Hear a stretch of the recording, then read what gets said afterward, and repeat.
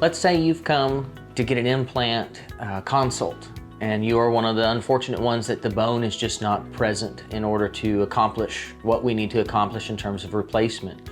So long as the space is between two healthy existing teeth, we can still replace your tooth. We do what's called a dental bridge, and that is where both teeth on either side of the space is prepared for a crown, and the replacing tooth is made in one piece with those two other crowns.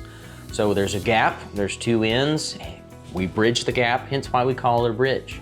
In terms of the types, in terms of form and function, there's really only one type, but we do offer different materials. If you're wanting to have some bling, I've made a few gold ones in my career, and I have had a couple have a diamond or something shiny mounted in it. We're here to serve, we're here to please. All you gotta do is ask. Worst thing I can tell you is no.